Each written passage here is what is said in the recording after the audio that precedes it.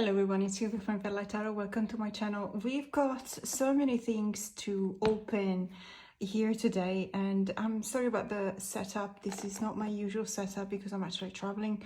I'm in Italy right now, and this is a new episode from my Tarot on Tour series. And it's indeed, let's say, part one of, I don't know how many parts it's going to be in total, but there's going to be a few episodes centered in Italy, because we do have a fantastic tradition when it comes to tarot, and now lately also oracle decks. And as you can imagine, there's a few Lo Scarabeo decks. Some of them are actually, I think one of them is probably either out of print or not as easy to find, and there's a completely new one, really gorgeous one. So we're going to have a look at a little bit of new tarot and oracle decks, but we're also going to talk about tradition in Italy when it comes to tarot and oracle and everything that is related to the art of divination. The art of divination starts in Italy with the beginning of times, literally. They they needed to fund Rome, and they needed to find a place where to start settling in, and they literally were looking to animal entrails to find a good spot. So the legend goes that there was this Roman goddess, Rea Silvia, which is also my name, and she has two sons, so Romolo and Remo, and that's hence the name Roma. And that was the capital of Italy, even back in the Roman times. Obviously, then, even back then, there was a fantastic attention to divination, because it was an incredibly, let's say, important part of everyday activities, whether it was concerning commerce, for example, or who to marry, or whether they were going to have kids, or when, or even where they were supposed to put some kind of furniture, or when they were supposed to start a certain kind of crops in their fields. So in Italy we have let's say a bit of a mix of tradition related to religion on the one hand, and divination and tradition on the other hand. And so it's very important to understand that everything has always been intertwined, has always been related one to the other. There's never been a period of time in which there was just one prevailing over the other. When we're talking about the Dark Ages, of course, where everything was forbidden, and we all know what I'm talking about, but even back then, traditions were still part of everyday life. And so tarot, even though we cannot go as far back in time as the creation of Rome to talk about tarot, we definitely have a lot of divination practices and that are related to the effigies, or certain effigies, for example, recognizing, for example, the way in which the entrails of an animal were coming, to light, or the way in which some bones thrown in the air were falling on the ground, whether they were falling face up or down with a curve on one end or another. It was always related to some kind of deciphering, decoding what the message was. And that was something extremely important. But so in today's episode of Tarot on Tour, we're just going to have a look at a couple of spots in which we can find, tarot and oracle decks, in particular in the Veneto region, which is region of Venice. But we're also going to have a look at how we have our own traditions related to the supernatural, let's say, that are still ingrained into our day-to-day culture. In specific, right now, for example, we have the traditional carnevale, so carnival, which is really ancient. And even during carnival, we have a lot of influences from different cultures. For example, we're going to have a look at some what we call the floats. that we use in the parades for Carnival, and we're going to see that many of them actually remind us of different cultures. And we're also going to see how Italy has integrated foreign cultures and foreign traditions into the everyday life with, for example, the Chinese New Year, the Dragon's Parade, which is a very lively event that is still taking place here. So let's have a look. But okay, so let's have a look at my tarot and oracle haul. So we're gonna start with this one because you know, I was talking about the influence of the Asian culture in Italy, and I was browsing in a shop and I found this one. To be honest with you, I don't remember whether this one is actually out of stock or not. It might not be, and perhaps it's very cheap to find everywhere else. But it is one of the older ones, older decks from La Scarabella. It's the Manga Tarot, which is not to be confused with the traditional manga. So let's have a look at what this one looks like. And I was really interested because with my members, my Sunlight and Starlight members, my membership is active. It's been active for a couple of months. We're doing some fantastic and very interesting work. With my members, we're actually going to do a deep dive of the Yokai Yochi, but not just the Yokai Yochi Tarot. In general, we're looking at the Japanese tradition of the supernatural, so of the yokai, throughout all of the decks that are really popular right now. I can tell you in Italy, there is a massive interest for these kind of decks. And also, you know, everything related, so even books, for example, everything that is related to the tradition of Japan supernatural, which is very, very cool, as a matter of fact. And so we are recreating the tradition of the Night of the 100 Tales, in which we're the writers in the group are writing a tale about that involves a supernatural being, a yokai. The artists are going to try and reproduce one of the yokais or a completely new one. And it's going to be really a lot of fun. And at the same time, we're also going to look at all of the traditions of the 78, actually even more than 78 yokais that appear on the Yokai Yochi Tarot, but also through the images representing other decks related to the same theme. We're also going to deep dive into the, generally speaking, the tradition related to, you know, the images of the supernatural in Japan. This is slightly different, as you can imagine, but it is very, very similar because the tradition of manga is actually based on that as well. So let's just have a look at what we've got here. So obviously it's one of the older La Scarabella deck. I don't even know what year this one was printed in, but let's see. Okay, so let's just have a look. These are the backs, very nice. Reversible as well, if that's important to you. And they do have the kind of an older kind of traditional, you know, borders from La Scarabella with the couple of languages here at the top and bottom. But I'm just interested to see whether I can find what year. Oh, well, this one was printed in March 2022. However, I don't necessarily know whether it was a reprint because this definitely looks like an older kind of setup for the deck. But in any case, it's not important. What I really like this one. As soon as I saw it, I knew that I really wanted it. And as I was saying, I mean, the tradition of manga is really, really ties back with the tradition of supernatural.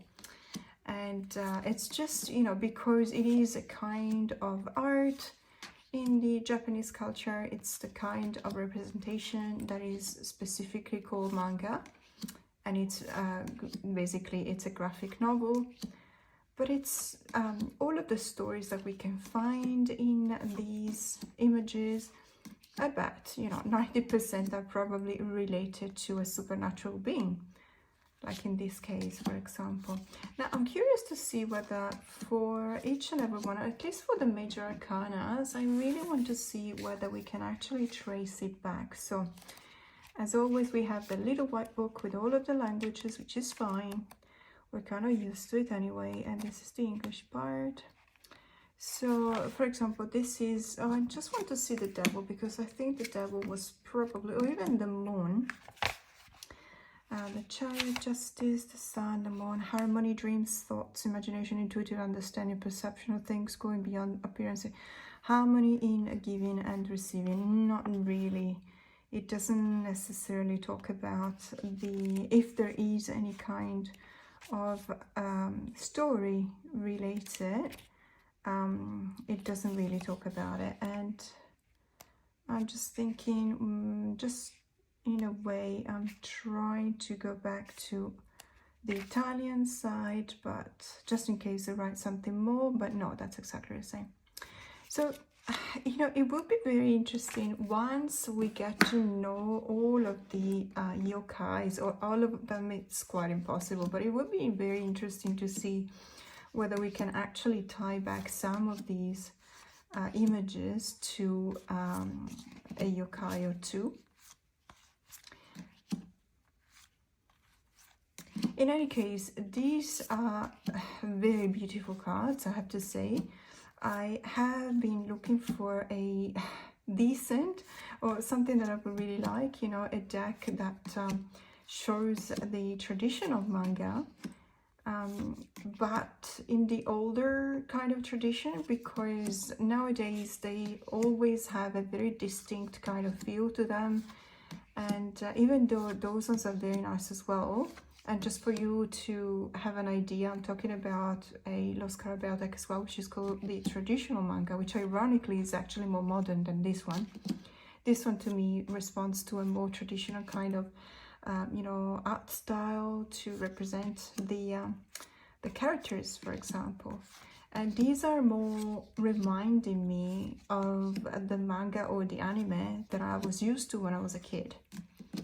And I remember there was one video that I posted a couple of weeks ago in which I was talking about the a few anime and manga that I was used to, you know, that I really appreciated and I loved when I was a kid. Wow, look at this one, it's so beautiful. I know that there's something, there must be an explanation, you know, behind this card. I mean, it looks like it's a, obviously we're talking about Princess of Swords, and it looks like they are riding a whale, but it looks like it's some kind of a flying whale because these are clouds, so that's really interesting.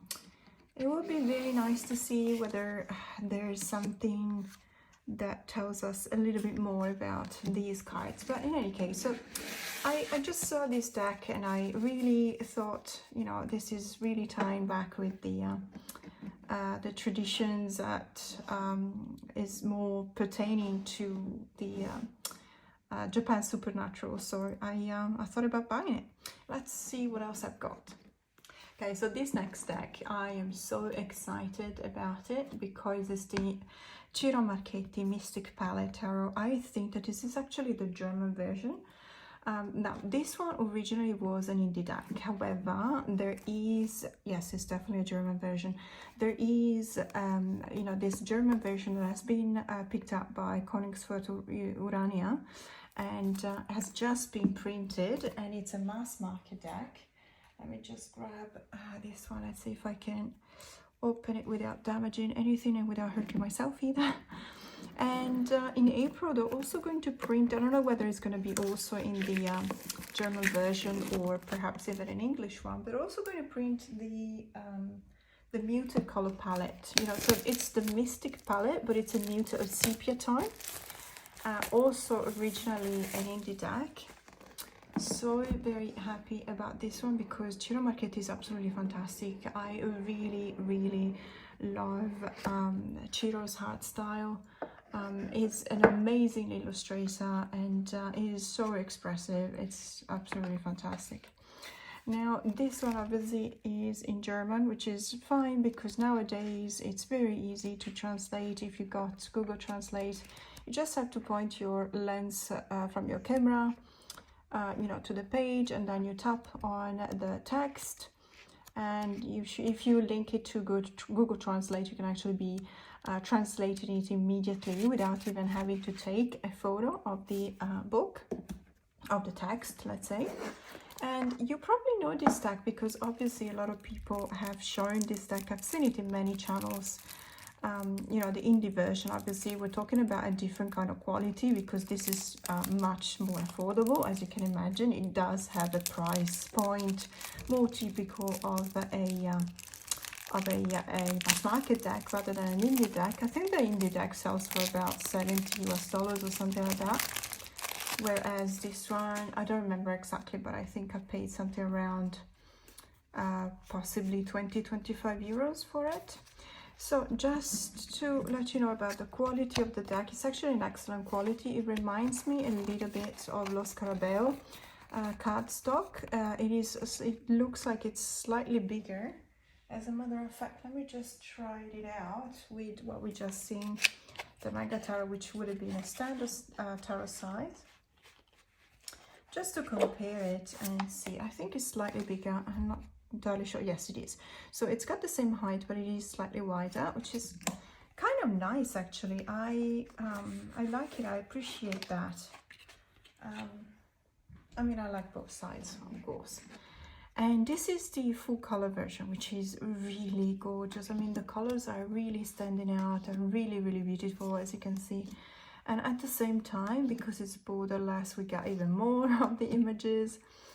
And if you do know Ciro Marchetti, you would definitely recognize his style throughout the cards.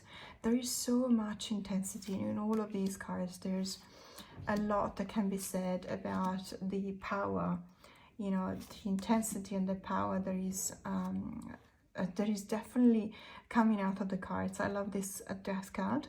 So it is in German, but of course you can see the numbers, you know, the Roman numbers when it comes to the major arcanas. So, and also the images are pretty straightforward. I mean, you wouldn't be able to confuse this card for anything other than the tower, you know, the star, the moon. So, but it's still really interesting. His interpretation has always been very fascinating to me because he's got this kind of sense of looking at tarot and finding a way to tie it back to the theme of the particular deck that he's actually illustrating. So he's made a few decks. The Legacy of the Divine, for example. He's made the Decorative Tarot, the Encore Tarot, which is just in French, I believe. And Tarot of Dreams, I think, to remember. And then he's got probably one oracle. I think it's called the Oracle Visions. But I was so very excited about this one because it really is so beautiful. On the one hand, it really shows you some very modern kind of elements, but on the other hand, it really still evokes the traditional symbols of the RWS. So it's not difficult to read at all. And if you're worried about the German, to be honest with you, I mean, look at this. Clearly, it is a Three of Swords, etc. So it's not something that I would definitely not anticipate any kind of problem with understanding what cards you're looking at. And I am so very looking forward to working with this deck, and I'm also really looking forward to the muted, you know, the Mystic palette with the sepia tone, which is actually coming out in mass market in April, I believe. So really looking forward to that one as well. And as I said, it might actually come out in English. I'm not entirely sure 100%, but that would be nice. So this is the Mystic Palette Tarot. And now we're going to have a look at this oracle deck, which is by Lo Scarabeo.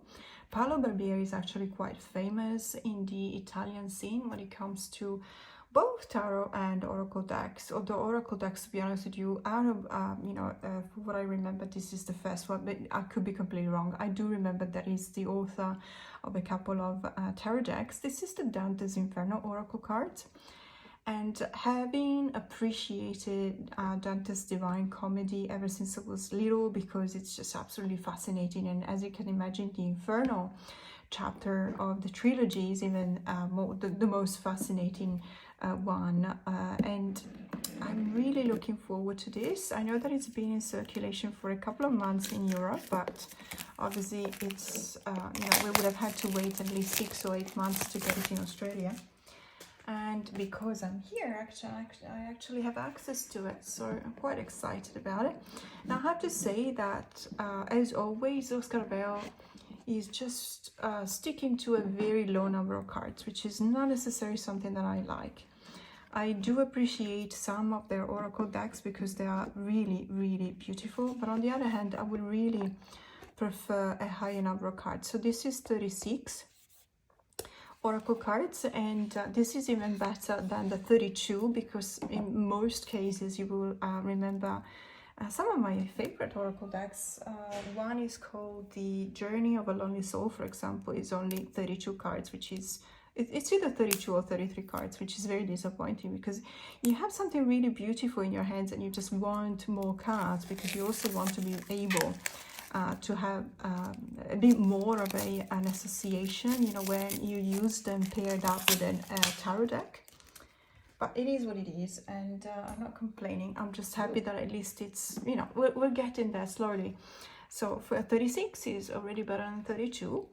And I like this size. I like the fact that it's borderless. I really like the colors, but let's have a look. So we've got the Beasts of the Wild, the Golden Muse, obviously. So if you're familiar with Dante's Inferno, this is probably ringing a bell for you. There are so many really beautiful and intense and also scary tales, and I wanted to get back to the theme, you know, that I started talking about in this video, and it's, you know, the influence of cultures overall, global cultures. So we've got so much that can be tied back to even the Japanese culture when it talks about supernatural beings, but many other myths and legends that we can find coming from other cultures or from the Italian culture itself. I mean, Dante was Italian, of course. And if you read the Divine Comedy, especially the Inferno chapter, it's absolutely fantastic. It's not just fascinating to get to know the type of punishments, you know, the damned have to go through, because in many, many cases it reflects the sins that they committed in life. But it's also really interesting because there is such a creativity when it comes to finding out the punishments. In some cases, they remind them of what they've done wrong. In some other cases, they're actually doomed or repeating the same act over and over again. And it's obviously there is damnation in that. I mean, look at the, my goodness, look at the anguish expressed by this card. It's absolutely, it's tormenting a card. It's absolutely terrifying. But I actually like it. It's I really believe that, by the way, these are the backs, and this is Dante himself. So Dante was, he found himself at 35 years of age, and he was a bit confused. He wasn't really sure what he wanted from life. And he was a writer, but he wasn't necessarily very famous, and he thought perhaps I should, you know, be something else. And he was kind of feeling a bit of a middle life crisis, really, even though, you know, 35 nowadays is definitely not middle age, it's really, really young. But in any case, he was really asking himself, what was the point of life? You know, what was the point of being on this earth?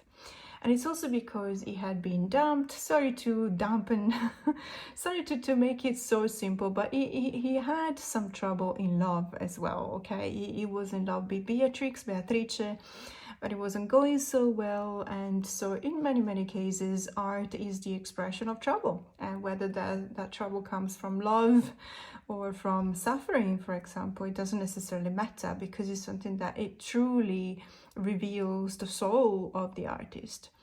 And so, of course, it is a troubled soul, as you can see, because he wasn't sure what he was doing in life. And that's how he got to start this journey throughout the three spheres. So Inferno, so hell first, and then purgatory, and then heaven. And of course, Beatrix is waiting for him in heaven. And the story is actually fascinating because it is so very intense. So when you study the characters that he meets, that he gets to see, you know, being punished throughout the 9 circles of hell, it's actually very, very, it's poetic, but it's at the same time it's painful, because you understand that these are just human beings.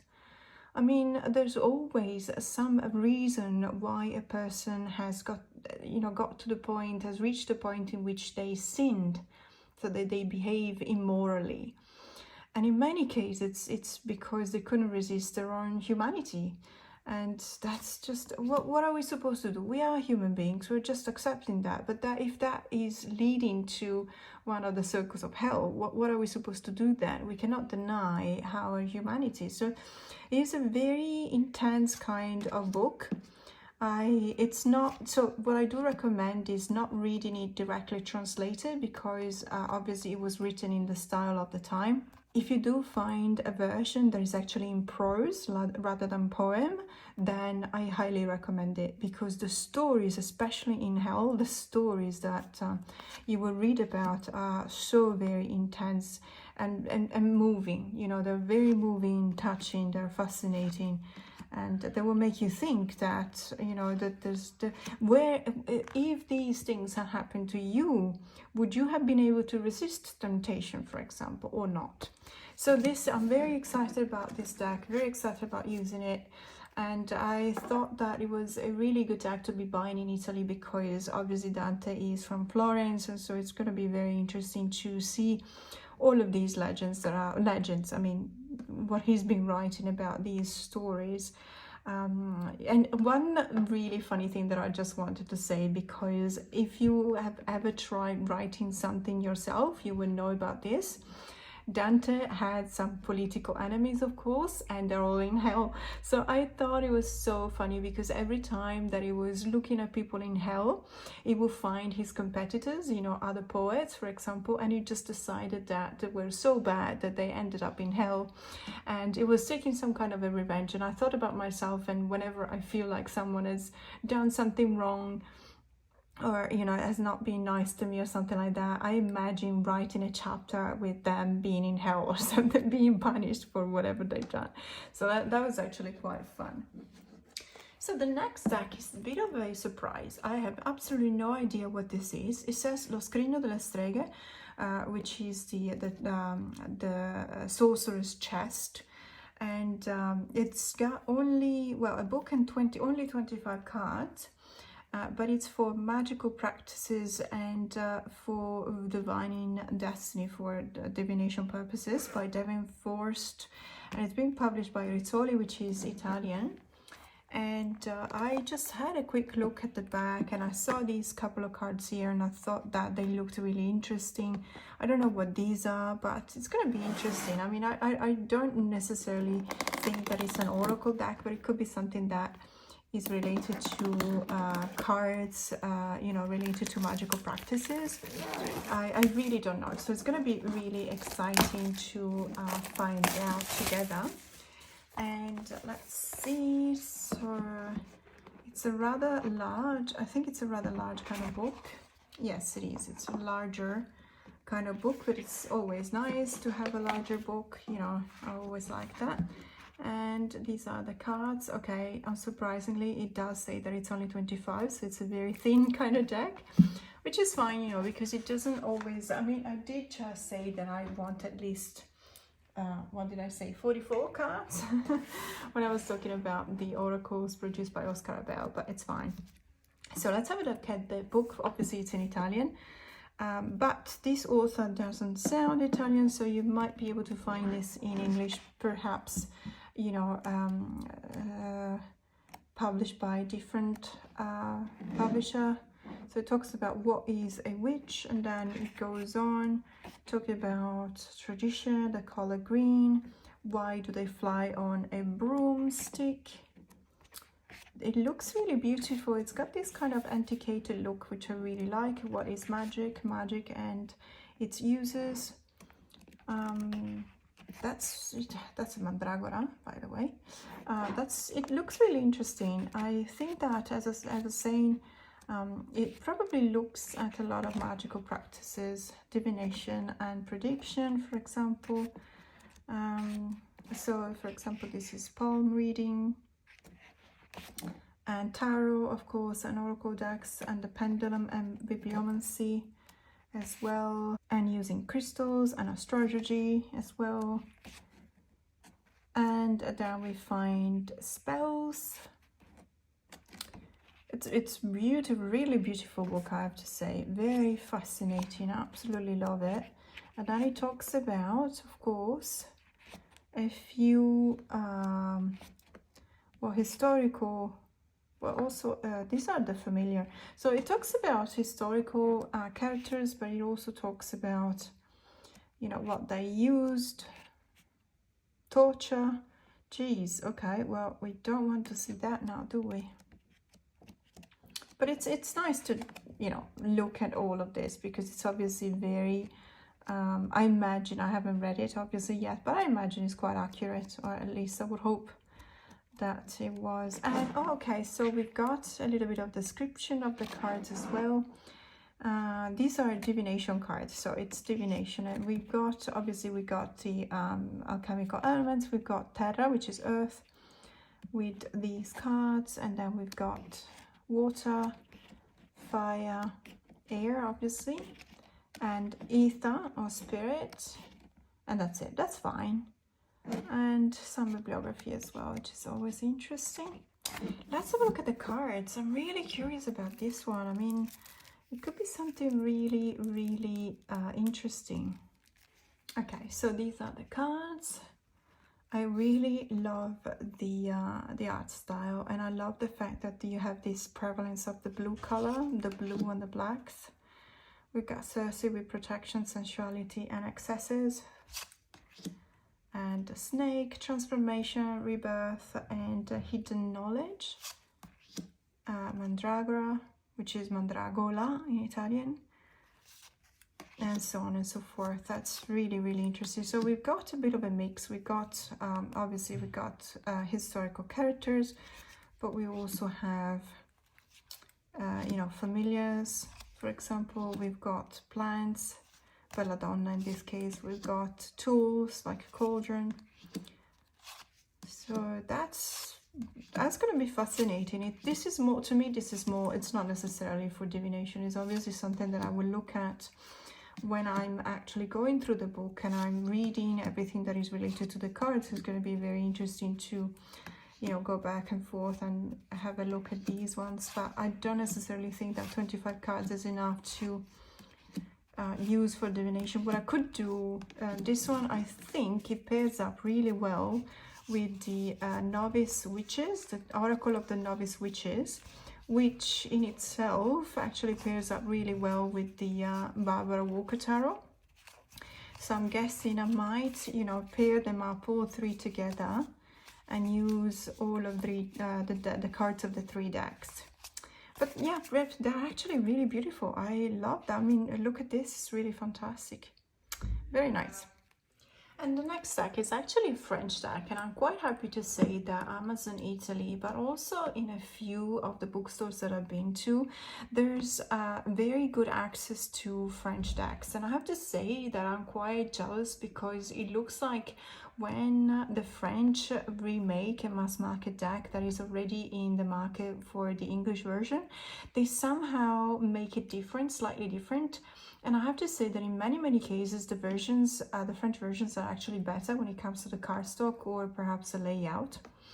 This one, to be honest with you, I don't think that it's actually in the English market as well. It's by Juliette Nicolas, and it's L'Oracle de la Magie Nordique. And I really like it. It's been published by Le Courrier du Livre.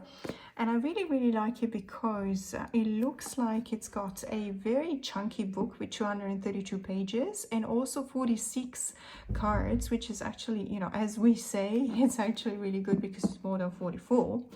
And I really like the images that I saw. And again, I didn't know much about this deck, and I just think that you know, it's an oracle, obviously, and because it's referring back to the magic of the north, it may show you the runes.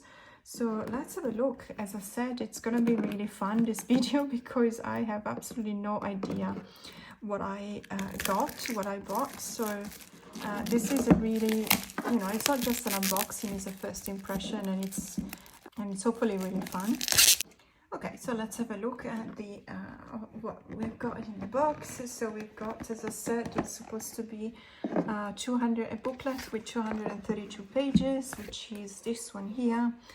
And it looks really nice because I like it that the pages, the background of the page is actually really dark and it's divided in color. Absolutely lovely. Let's have a look here. So we've got, yeah, as I said, we've got runes, and we've got the message, we've got the activation and the corresponding rune, and obviously the name of the characters and the messages for each and every card. So it's quite interesting, I have to say. But what really convinced me to get this deck was the art style, because I find it very communicative, I find it very evocative and interesting. I think that we really have to look at the cards, because even though I think it reproduces the thumbprint for each and every one of the cards, actually reproduce the cards really well. I really want to see what the cardstock is like as well, because what happens sometimes is that perhaps they pay more attention to the books, but not necessarily to the quality of the cardstock. Even though I have to say, because it comes with a bag, it's actually rather nice. Let's see. Oh, okay, it's even gilded. Wow, that's amazing. Okay, I'm quite impressed. It's a really nice kind of gilding, I have to say. I don't necessarily know. It's like a champagne color gilding. I wouldn't know how else to call it, because it's not necessarily silver, it's not gold, it's in between the two. And I have to say, it's a very glossy, as you can see, it's really catching the light. It's a very glossy kind of cardstock. Very sturdy. It really gives you the idea that you can use these cards as much as you want to, not you know, risking damaging them, and it's got a really good tactile feel to them. What I really appreciate is that, and I wasn't sure 100% about that, but it does not only show you the image obviously and the name of the character that is represented here, but it's also giving you a little bit of a message at the bottom. So Emir, for example, in this case, is go back to the origins to transform yourself, which is fascinating, obviously. Odin and Heimdall. So we're going to have a look at this because it's really interesting. Freya, embrace your feminine wisdom, obviously, yes. That's really beautiful. I love it already. And these are the bags. Look how cool they are. Really love this deck. Very nice, Loki. And I don't know, or maybe, well, if you play what was it, the God of War Ragnarok, I think it was, Mime was actually there as well. There were a few of these. Freya was there as well. Sorry, that's the gamer in me that is talking. Obviously, not everyone has been playing that game, but it was quite famous. Oops, sorry. So it looks like we've got a few cards like this, and then we've got, you know, other cards that represent concepts rather than characters. So initiation, for example, love, healing, for example, abundance, always, home, the ancestral life or past life, death.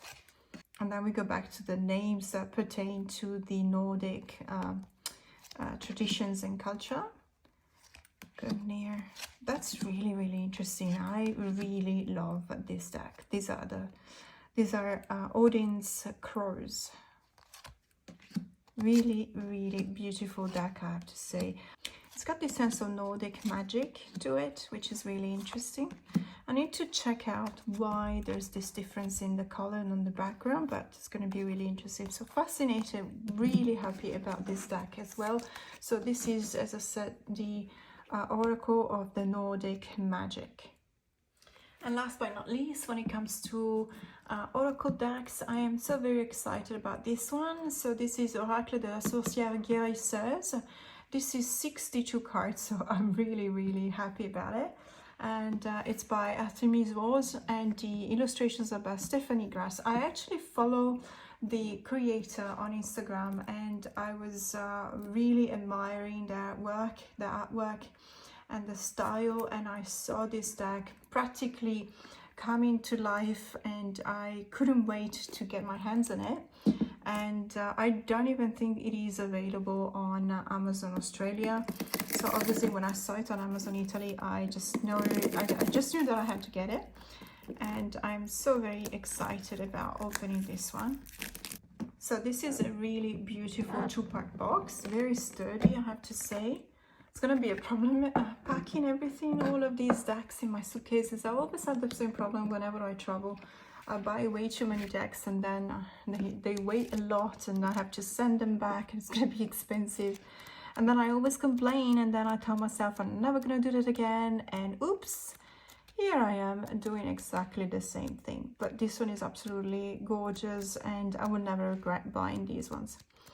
I have, you know, I think I have actually fine-tuned my process whenever I decide whether to buy a deck or not. I mean, this one wouldn't be impossible to buy from Australia. So I'm actually really happy that I found it here, and that's the reason why I did not hesitate for a second when I saw it, you know, in pushing the buy button.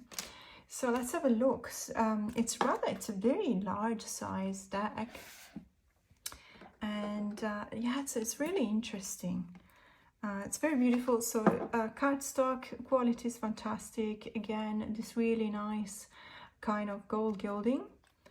And the cards, it looks like they have the same kind of background, which is very nice because it looks, at the same time, it looks like it's a bit of a starry night sky, but it's also this kind of network, as you can see, almost as if it were kind of a kintsugi, you know, the art of repairing a broken object with gold. And obviously, so in English, it means this is the Oracle of the Healing Witch. So obviously it will be related. As you can see, we've got tools, the chest, crystals, of course, about divination with the decks, the runes and candles with the alchemical elements, and the grimoire. So it's very interesting because you've got the image, you've got the title, you've got the keywords, which is always nice to have. I'm gonna be very, very happy about finding a tarot deck to pair up with this one, and I'm thinking about the Sorcerous Tarot, probably the most likely one to be pairing up with this deck. I don't have it here, but I do have it back at home. So as soon as I'm back, I'm just gonna try and pair these up together because they do share a similar vibe. As I was saying, the art style is just absolutely fantastic. I really, really love it. I appreciate it so much. You know, when you're buying a deck, you kind of, it's an act of faith because you believe that the creator of the deck has actually achieved something when they're reproducing on a card through their art style. They're actually embodying the essence of the cards themselves. And whether we're talking about tarot deck or oracle decks, we're always talking about a bridge. And this bridge is between the creator and the cards and ourselves as readers, because we are the ones that actually need to interpret the cards and we need to understand the message that the cards are trying to tell us. Whether we use them for ourselves or for divination or for reading for clients, for example, it's always about a communication and establishing that kind of trust that we need in order to be able to understand, but also in order to be able to do something about it, not just understanding, but also acting, you know, acting as a consequence. So it's really, when the cards are conducive, like this one, they're evocative, they resonate with me or others for a reason or another, it's always a win-win situation because obviously we do take benefit from that. So really, really beautiful, absolutely beautiful deck, this one as well.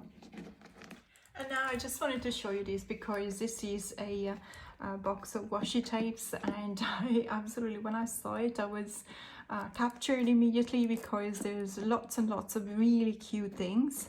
And I just wanted to show you there's so many in Italy. It's just absolutely fantastic. There's actually even more than what I've seen in Australia.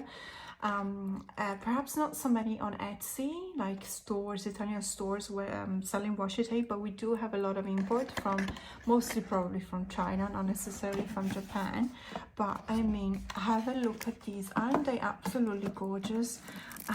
I saw them and they were so affordable. I mean, these three were like 10 euros, I kid you not. So it was absolutely, I really had to buy them. And I just absolutely adore them. Okay, so I opened them all up and let's have a look. So this is really cute kitty cats, as you can see. Absolutely adorable. And they're all in different sizes. So obviously if you need something, you know, less chunky, obviously there's skinnier ones as well. These ones are ducklings, really cute. And what have we got here? So these are bears. I mean, come on, isn't it absolutely the most amazing, the most gorgeous thing you've ever seen? Imagine using these in your bullet journals, for example. And these are houses. They're quite nice as well.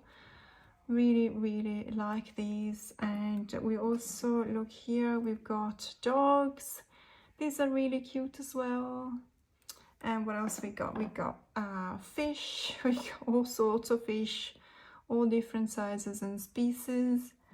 And we've got more houses here, looks like, with a different kind of background, which is actually kind of nice. And the kids, it looks like this is more like a city, you know, houses belonging to a big city, and this is more like a countryside. And then we got more cats, and this is probably one of the ones, this one together with this one. I saw these two together. I was like, absolutely have to get these washi tapes because they're really so cute. I hope the quality is good as well, because in some cases when you don't pay a lot of money for these things, you never know what you end up with, but they are so beautiful. I mean, look at these kitty cats, they're amazing. And these ones as well. So we got more cats. As you can see, there's a bit of a theme here, obviously. And this one, it looks like it's mostly clouds with stars. Maybe this is, I don't know whether it's, am I looking at the right side up or not? I don't know. But this is very nice as well. It's going to be one of those really nice ones that you can put at the top of a page, for example.